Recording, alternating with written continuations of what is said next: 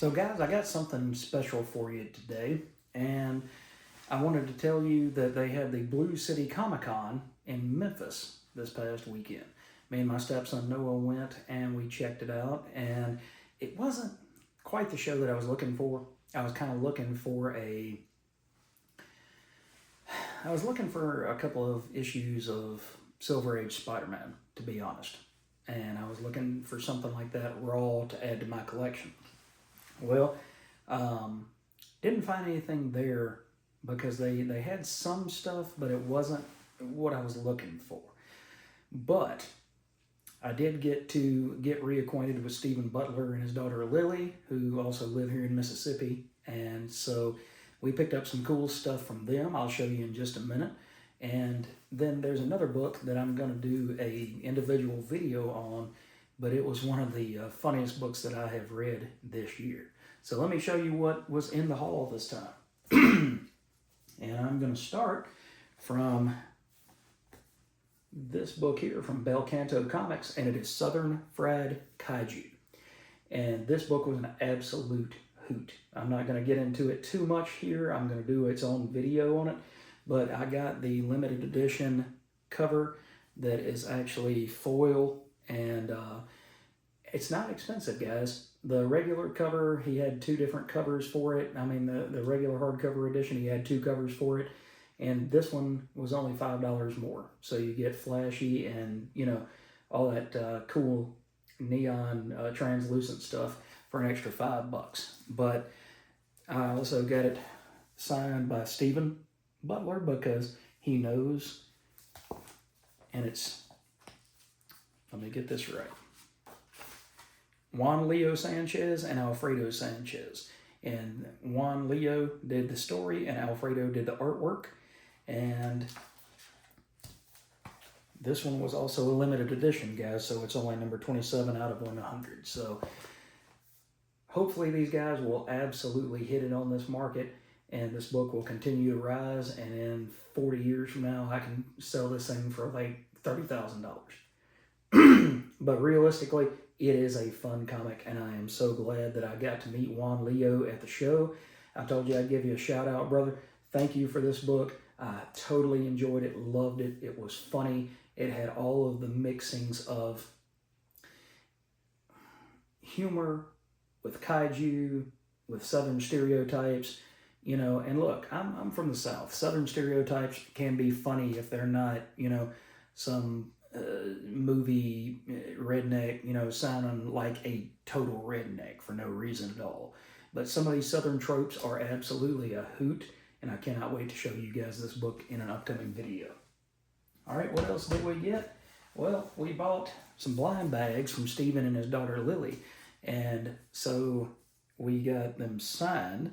And this is Betty and Veronica Valentine, and it's the Valentine's Day special. And it's it was penciled by Stephen and inked by Lily, and that was a really cool looking cover. They have brought life, in my opinion, back to Archie Comics. Archie needed a little bit of an update, not a complete overhaul, but just a little bit of an update, still with that classic form. But I just love that cover because they're like, what have you done? And Veronica says, oh, I just proved that Archie's heart belongs to me alone. And then she's got a beating heart. So it's got a little bit of a dark tinge to it, but it's still cute. Then we have a book called Daisy Thunder, which again was by Stephen and Lily. And so Stephen signed the cover of that one for me. And that's really a cool cover. I haven't read any of these books yet, but I will definitely get to talking about them on the channel very soon. It almost looks like, that one almost looks like you've got a sticker. Let's see if I can put this down somewhere here. Almost looks like you've got a sticker right here, but it's not, but it's like a psychedelic effect. So I really like that cover on that book. There's another couple of books that my stepson took two of them that they had worked on. So you also get Every Day is Halloween with Sabrina, another Archie book. And the last one is Silverline, and it's a Kickstarter exclusive edition of Sniper Rook. and this was by Mitch, Kelly, and Kahn, and that was issue 1. So that was not one I believe that Stephen worked on, but it looks like a really cool cover and looks like an interesting story, so I'll definitely have to check that out. But even though Blue City Con, I'll give you a little bit of story about that. Even though Blue City Con did not have as many comic book vendors and Silver Age and older vendors as I would have liked to have seen, the show had a lot of life to it. And if you're in the Memphis area, look out for it again next year, because it was a fun show to go to. You get to meet, they had Murr from Impractical Jokers. I didn't get to see him because he came a little bit later. Then they also had Brutus Beefcake, the WWE wrestler from back in the 80s. Lex Luger, the wrestler, was there. They were going to have Jerry Lawler, but unfortunately he had to back out. Ron Perlman was there, Hellboy himself.